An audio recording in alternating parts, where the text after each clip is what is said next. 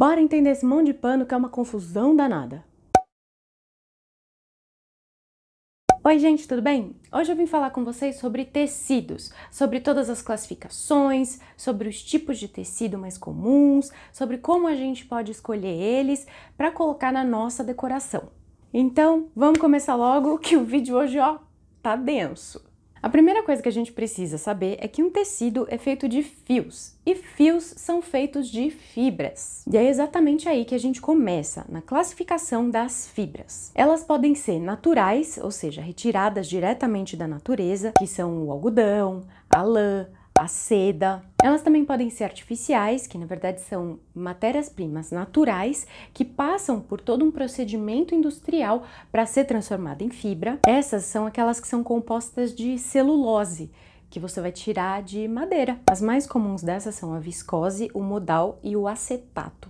E tem muito aquela fibra de bambu em várias roupas que a gente compra, que também entra nessa classificação. E por fim, as fibras podem ser sintéticas. As fibras sintéticas, obviamente, são sintetizadas, produzidas em indústria a partir de derivados de petróleo. Os mais conhecidos dessa turma são o poliéster, o acrílico e o elastano. Entender essas fibras é fundamental, porque são as características delas que vão dar características para os seus tecidos. O algodão, por exemplo, ele tem um toque gostoso, ele é resistente, mas ele tem uma certa elasticidade que faz com que ele amasse e inclusive encolha. Já a seda é super maleável e brilhante, além dela ser super confortável. A lã é um ótimo isolante térmico, ela é bem resistente e ela tem um pouquinho de elasticidade. Nas artificiais, a viscose tem brilho e é macia, mas ela não é muito resistente, então geralmente ela é misturada com outra fibra. Já o acetato, ele é hipoalergênico. Além disso, ele é resistente a mofo, a traças e ele é bem resistente à umidade também. E aí, partindo para sintéticas, a gente tem o poliéster, que é praticamente um plástico. Ele é durável, ele raramente encolhe e ele tem um bom isolamento térmico, o que significa que aquelas roupas que são só de poliéster realmente ficam muito mais quentes. E como ele é um plástico e não uma fibra natural, ele respira menos também. Então a gente provavelmente vai suar muito dentro de uma roupa de poliéster e o seu sofá vai ser mais quente se ele for feito só de poliéster. Já o acrílico vai ser usado como um substituto da lã, porque ele tem um baita isolamento térmico. Além disso, ele é leve, não amassa e não encolhe. E eu sei que isso tudo é muita informação para a gente processar, por isso eu vou deixar aqui embaixo, aqui em cima, em algum lugar, o link para o blog para você ter acesso a todas essas informações por escrito, para você guardar e quando for fazer suas compras, ficar de olho em todas essas informações. Bom, nós sabemos que essas fibras vão virar fios, mas não é todo fio que é feito de só uma fibra. Existem vários fios por aí que são compostos de várias fibras misturadas. E nós temos também vários tipos de fios, mas eu não vou ficar detalhando muito aqui nesse vídeo, senão ele vai durar meia hora. Mas é legal a gente saber que existe o fio fiado, que é aquele da fibra torcida,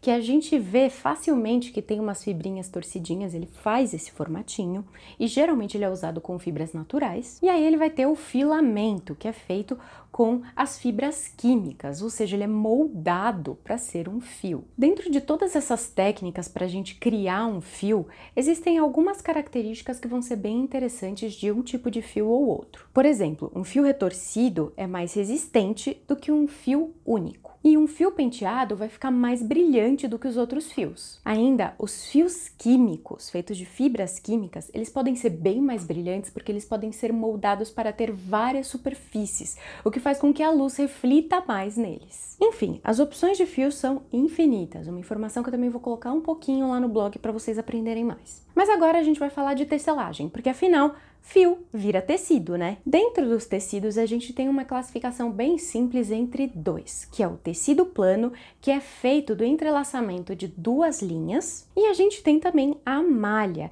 que é, na verdade, o entrelaçamento de uma linha só, como se fosse um crochê ou um tricô. Mas, Gê, e o tecido não tecido, o chamado TNT? Bom, como diz o nome, ele não é um tecido. Ele, na verdade, é feito de fundição ou resinagem de fibras, o que significa que é completamente diferente disso que a gente está falando hoje. Enfim, continuando. Os tipos de tecido, eles têm características diferentes também. Enquanto o tecido plano é bem mais estruturado, se você pegar um tecido de malha, você vai ver que ele é muito mais maleável. Dentro do tecido plano, a gente vai encontrar a tela, que é a chita, o tafetá, a lona. A gente tem também a sarja, que tem um desenho diferente, meio na diagonal, porque o entrelaçamento de todos os fios é diferente daquele padrão de tela, que é passar um por cima, outro por baixo, um por cima, outro por baixo. E aqui entra aquela sua calça jeans, que é o denim. E ainda tem o cetim, que ele tem um entrelaçamento bem mais largo, ou seja, ele vai se entrelaçar menos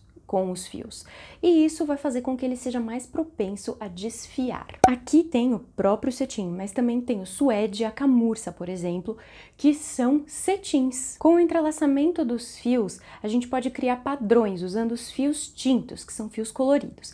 A gente vai criar listrado, vai criar xadrez, vai criar um monte de coisa. E aí, obviamente, que a gente pode ter outros tipos de acabamento, de estamparia, mas é com o tecido plano que a gente vai decorar na maioria esmagadora das vezes. A malha, ela vai ser mais usada para roupas, e isso tem uma explicação. A malha, ela não é tão resistente quanto o tecido estruturado, que é o tecido plano. Então, dentre essas opções de tecido plano, a gente vai falar de algumas coisas legais e curiosas sobre esse mundo do têxtil. Conforme eu já falei lá no cetim, quanto maior o espaço de entrelaçamento entre os seus fios, mais fácil fica para o seu gatinho enfiar a unha, mas ele também vai ficando mais transparente. Esse tecido, ele fica menos resistente ao atrito em geral, e se você colocar ele em um estofado, por exemplo, você pode inclusive ver o estofado embaixo dele. Então, eu não recomendo que essas tramas mais abertas sejam colocadas em lugares como um sofá, uma poltrona, etc.